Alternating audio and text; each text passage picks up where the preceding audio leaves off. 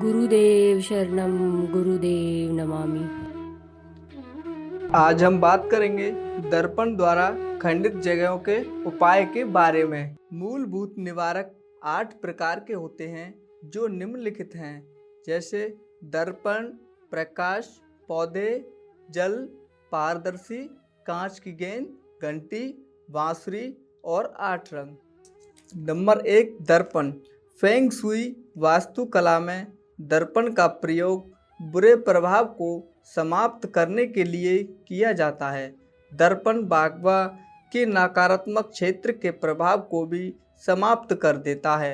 यदि कक्षा का कोई भाग लुप्त हो तो दीवार में उस स्थल पर दर्पण लगा देने से वह क्षेत्र बड़ा हुआ प्रतीत होता है।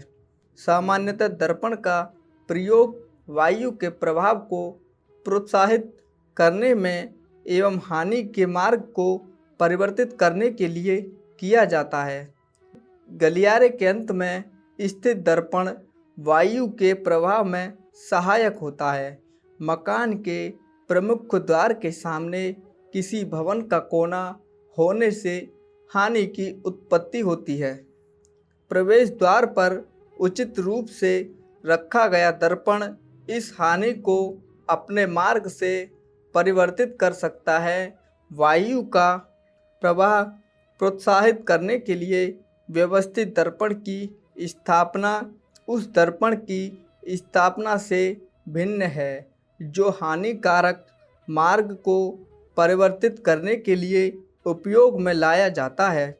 वायु के प्रभाव को प्रोत्साहित करने वाला दर्पण कोणीय स्थिति में होना चाहिए ताकि वह वायु को मकान के अंदर प्रवाहित करने में सहायक हो सके। हानिकारक मार्ग को परिवर्तित करने के लिए दर्पण को सीधा लगाना चाहिए ताकि हानिकारक प्रभाव दर्पण से प्रतिबिंबित होकर भवन से बाहर निकल जाए। संकरे गलियारे की दीवारें या किसी दुकान के संकरे प्रवेश द्वार की दीवार पर व्यवस्थित दर्पण उस संकीर्ण स्थल के वातावरण के प्रभाव में वृद्धि करता है। प्रवेश द्वार की ओर आने वाली सड़क, पड़ोस में स्थित ऊंची इमारत या धर्म स्थल वायु का प्रभाव प्रभावित करता है। इस स्थल में दर्पण अशुभ वायु को प्रतिबिंबित कर उसे बाहर निकालने में सहायक होता है एवं अशुभ वायु से सुरक्षा प्रदान करता है। दर्पण का आकार ना तो बहुत बड़ा होना चाहिए और ना ही बहुत छोटा। उसके आकार का चयन निवारक के अनुसार करना चाहिए। दर्पण पर्याप्त ऊंचाई पर लगा हुआ होना चाहिए जिससे व्यक्ति का चेहरा पूरा दिखाई दे। उसे दाग रहित साफ होना चाहिए। टूटा हुआ, धुंधला या धब्बे वाले दर्पण का उपयोग नहीं करना चाहिए क्योंकि इससे अवांछनीय प्रभाव पड़ सकता है। 2 दर्पण साथ साथ नहीं लगे होने चाहिए, इससे समस्या उत्पन्न हो सकती है। प्रकाश। फेंग शुई शास्त्र के अनुसार प्रकाश ऊर्जा का स्रोत तथा सूर्य का प्रतीक है। उपयुक्त प्रकाश बागवा से संबंधित क्षेत्र जहां पर उसे लगाया गया है को प्रोत्साहित करता है। फेंग शुई में प्रकाश को अत्यधिक शक्तिशाली निवारक माना गया है। प्रकाश का विभिन्न तरह से उपयोग किया जा सकता है। एल आकृति वाले भवन में प्रकाश की उचित व्यवस्था लुप्त कोने के प्रभाव को समाप्त करती है। ढालू जमीन के निम्नतम बिंदु पर स्थित प्रकाश उत्तम वायु एवं धन को बाहर जाने से रोकता है। प्रकाश व्यवस्था से बागवा के किसी भी क्षेत्र को प्रभावित किया जा सकता है। यदि बागवा के किसी क्षेत्र का निवारण करना हो या उसे प्रोत्साहित करना हो तो उसे क्षेत्र में फर्श लैंप या टेबल लैंप की व्यवस्था करनी चाहिए। प्रकाश जितना प्रकाशवान होगा उतना ही प्रभावशाली होगा। चमकीला, छायादार या अत्यधिक रोशनी वाले बल्ब से असंतुलित वातावरण निर्मित होगा। पौधे प्रकृति एवं विकास के प्रतीक हैं। ये कक्ष में मंगलमय ऊर्जा के आगमन के सूचक हैं। उचित स्थान पर रखा गया पौधा उस स्थल के वागमा में वृद्धि कर सकता है। स्वाभाविक या कृत्रिम दोनों ही प्रकार के पौधे विभिन्न प्रकार से कार्य कर सकते हैं। कमरे के कोने में स्थिर पौधे वायु में वृद्धि कर उसे संचारित करने में सहायक होते हैं। उपयुक्त स्थान पर रखा गया पौधा घर की तेज धार वाले कोने के दुष्प्रभाव से रक्षा करता है। यह बड़ी खिड़कियों से प्रवेश करने वाली अत्यधिक वायु को भी नियंत्रित करता है। पौधे का चयन करते समय उसके आकार एवं रंग की महत्वपूर्ण भूमिका होती है। स्वस्थ पौधे बागवा को प्रोत्साहित करने में सहायक होते हैं। कृत्रिम पौधे घर के आंतरिक भाग के लिए अच्छे समझे जाते हैं क्योंकि इनकी पत्तियां पीली नहीं पड़ती तथा इनका रखरखाव भी आसान होता है। जल फेंग शुई वास्तु कला में जल एक प्रमुख तत्व है। जल धन का प्रतीक है। जल की उपस्थिति घर या कार्यालय में मांगलिक ऊर्जा का सूचक है, जिसका परिणाम सौभाग्यवर्धक जल की उपस्थिति के वाग के उस क्षेत्र जहाँ पर उसे स्थापित किया गया है में सक्रिय ऊर्जा का वातावरण निर्मित करती है। जल धन के आगमन का प्रतीक है। चीनी लोग दुकान या जलपान गृह के कैश काउंटर के समीप मछली का जलकुंड रखने की सलाह देते हैं, जिससे धन में वृद्धि हो सके। जलकुंड घर या कार्यालय में सौभाग्य का सूचक है। एक उचित स्थल पर रखा गया जलकुंड कार्यालय या घर के दुर्भाग्य अथवा दुर्घटना को दूर करता है। यदि हवा प्रभावित होने वाले जलकुंड में विषम संख्या जैसे 3, 5, 7, 9 में सुनहरी मछलियां रखी हों तो वह सर्वाधिक प्रभावशाली माना जाता है। जलकुंड में प्रयुक्त जल साफ एवं मछलियां स्वस्थ होनी चाहिए। पारदर्शी कांच की गेंद। पारदर्शी कांच की गेंद सकारात्मक ऊर्जा का स्रोत हैं एवं ऊर्जा क्रियान्वयन की असाधारण शक्ति की प्रतीक हैं। यह सौभाग्य के आगमन की भी प्रतीक है। यह बागवा की स्थिति में परिवर्तन करती हैं एवं वायु को अनुकूल बनाने में सहायक होती हैं। कांच प्रकाश का परावर्तक होने के कारण अशुभ या अत्यधिक शक्तिशाली वायु को परिवर्तित करने तथा कक्ष से बाहर फैलने में उपयोग की जाती हैं। वायु के प्रभाव में सुधार एवं उत्थान के लिए भी इनका उपयोग किया जाता है। पारदर्शी रत्न से निर्मित हीरा वायु को क्रियान्वित करने में सर्वाधिक शक्तिशाली समझा जाता है। हीरा अत्यधिक महंगा है, अतः पारदर्शी कांच का प्रयोग उसके विकल्प के रूप में किया जाता है।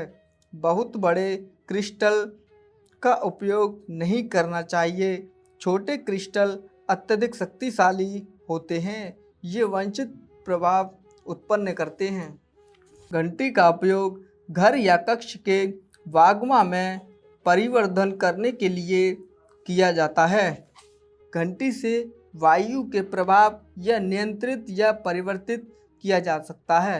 इसका उपयोग घर या कार्यालय में सकारात्मक वायु तथा धन की वृद्धि कराने में सहायक होता है। यह घर का कार्यालय में प्रवेश करने वाली हानिकारक वायु से भी सुरक्षा प्रदान करता है। जब घंटी को दुकान या व्यावसायिक परिसर के प्रवेश द्वार के ऊपर स्थापित किया जाता है तो यह आगंतुकों के प्रवेश की सूचना देता है। यह उनके प्रति सचेत करता है। यदि घर का मुख्य द्वार एवं पिछला दरवाजा एक सीध में हो या एक लंबा गलियारा जिसमें बहुत से दरवाजे स्थित हों, वहां घंटी को उचित स्थान पर लगाकर वायु का प्रभाव संतुलित किया जा सकता है तथा महत्वपूर्ण सजीव ऊर्जा को बाहर जाने से रोका जा सकता है।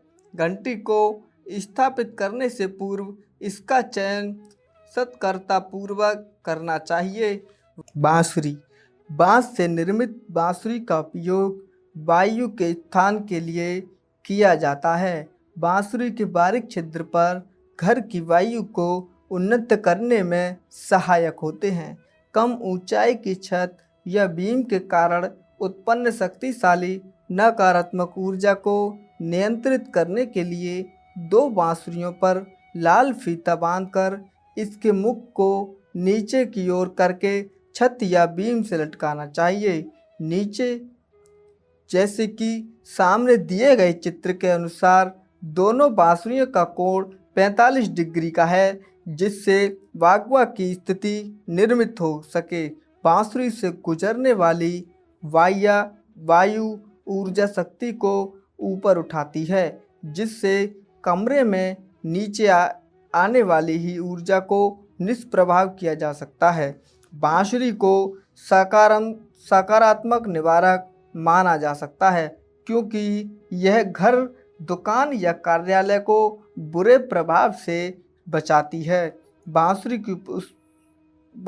की उपस्थिति घर, कार्यालय या दुकान में शांति, सुरक्षा एवं स्थिरता प्रदान करती है। इसका धार्मिक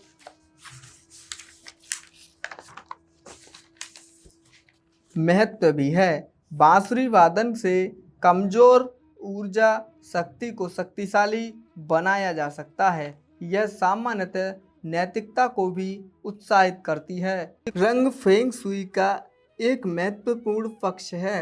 रंग का प्रयोग ऊर्जा शक्ति को सम्मानित एवं संतुलित कर अतः भाग्य को सुधारता है। रंग एवं जीवन के हर पहलू में वृद्धि कर सकता है, हमारे स्वभाव को प्रभावित कर सकता है, मस्तिष्क को प्रेरणा प्रदान कर सकता है, कार्य क्षमता में वृद्धि कर सकता है तथा शारीरिक एवं मानसिक स्वास्थ्य को बेहतर बना सकता है। हमारे कपड़ों का रंग, आसपास के वातावरण का रंग और भोजन का रंग हमारी ऊर्जा शक्ति एवं हमारे जीवन को प्रभावित करता है। वागवा के अनुरूप रोगों का उचित प्रयोग करने से व्यवसाय में सफलता प्राप्त की जा सकती है। रंग से प्लॉट, मकान या कक्ष में सुधार किया जा सकता है। कुछ रंग उत्तेजना पैदा करते हैं तो कुछ रंग आशा जागृत करते हैं तथा कुछ रंग व्यापक रूप से आकर्षित करते हैं। चमकीले रंग आनंददायी होते हैं एवं गहरे रंग सौम्य प्रदान करते हैं। हमारी रुचि के प्रतिकूल रंगों का उपयोग हमें उत्तेजित कराता है। रंग हमारे कार्य एवं व्यवसाय पर भी प्रभाव डालते हैं। हल्का रंग मानसिक और शारीरिक शक्ति में वृद्धि करता है, जबकि गहरा रंग उत्तरदायी तथा स्थिरता की भावना जागृत करता है। प्रत्येक रंग प्रत्येक तत्व से संबंधित है। अपने व्यक्तिगत तत्वों के अनुसार उपयुक्त रंगों का चयन किया जा सकता है। किस कार्य क्षेत्र में कौन सा रंग प्रभावशाली है, यह 5 तत्वों के विश्लेषण से ज्ञात किया जाता है। 5 तत्वों से संबंधित रंगों की विशेषताओं का वर्णन निम्नानुसार है। लाल रंग अग्नि का प्रतीक है, जो भाग्यशाली माना जाता है। यह प्रसिद्ध सौभाग्य, उन्नति एवं अधिक कार्यक्षमता का सूचक है। लाल रंग के सकारात्मक एवं हानिकारक दोनों ही तरह के प्रभाव होते हैं। लाल रंग का सही उपयोग ऊर्जा शक्ति को प्रेरित करता है, किंतु अत्यधिक उपयोग घर के निवासी के लिए बहुत बड़ी कठिनाई उत्पन्न कर सकता है। बच्चों के कमरे में लाल रंग का अत्यधिक प्रयोग उन्हें उद्वेलित करता है। लाल रंग पाचन तंत्र को सक्रिय बनाकर पाचन प्रणाली की प्रक्रिया में सहायक होता है। पीला रंग अग्नि भस्म में परिवर्तित होकर पृथ्वी की ऊर्जा को पोषण प्रदान करती है। पीला रंग सूर्य एवं द्युतिमानता का प्रतीक है। यह प्रसिद्ध प्रकृति एवं शासन अधिकार या सत्ता का सूचक है। प्राचीन काल में पीला रंग चीन के सम्राट का रंग था तथा साधारण नागरिक को पीले रंग के वस्त्र पहनने की आज्ञा नहीं थी। पीले रंग का उपयोग भवन में रहने वाले को शक्ति एकत्रित करने में सहायक है। यह सामाजिक प्रवृत्ति के प्रति प्रोत्साहित करता है। यह रंग व्यक्ति को समाज के साथ संबंध के लिए भी प्रेरित करता है। सफ़ेद रंग समय बीतने के साथ भूमि कठोर होकर धातु में परिवर्तित हो जाती है। सफ़ेद रंग धातु का प्रतिनिधित्व करता है। सफ़ेद रंग शुद्धता का प्रतीक है। शोक के अवसरों पर सफ़ेद रंग का उपयोग होने के कारण चीनी लोग इस रंग का प्रयोग करने से बचते हैं। काला रंग धातु से जल की उत्पत्ति होती है। जल तत्व का संबंधित रंग काला है। काला रंग सम्मान का प्रतीक है अथवा गहरा काला रंग होने के कारण यह गहराई का एहसास कराता है। यदि काले रंग का अत्यधिक उपयोग किया जाए तो इससे निराशावादी वातावरण निर्मित होगा। इसका सर्वोत्तम उपयोग चित्रकारी के किनारा या फ्रेम के किनारों में होता है। हरा रंग जल काष्ठ को पोषण प्रदान करता है। हरा रंग काष्ठ तत्व का प्रतीक है। यह शांत एवं प्रफुल्लित वातावरण निर्मित करता है। यह वसंत ऋतु का रंग है तथा स्वस्थ वायु का सूचक है। हरा रंग विकास का भी सूचक है। यह यकृत तथा पित्ताशय को स्वस्थ रखने में शक्तिशाली प्रभाव करता है। कमरे में अत्यधिक हरे रंग का प्रयोग करने से कमरे में वास करने वाला व्यक्ति वास्तविकता से दूर कल्पना जगत में विचरण करने लगता है। लाल एवं हरे रंग का संयोजन सर्वाधिक सौभाग्यशाली माना जाता है। आज के लिए इतना ही। मिलते हैं अगले एपिसोड में। धन्यवाद।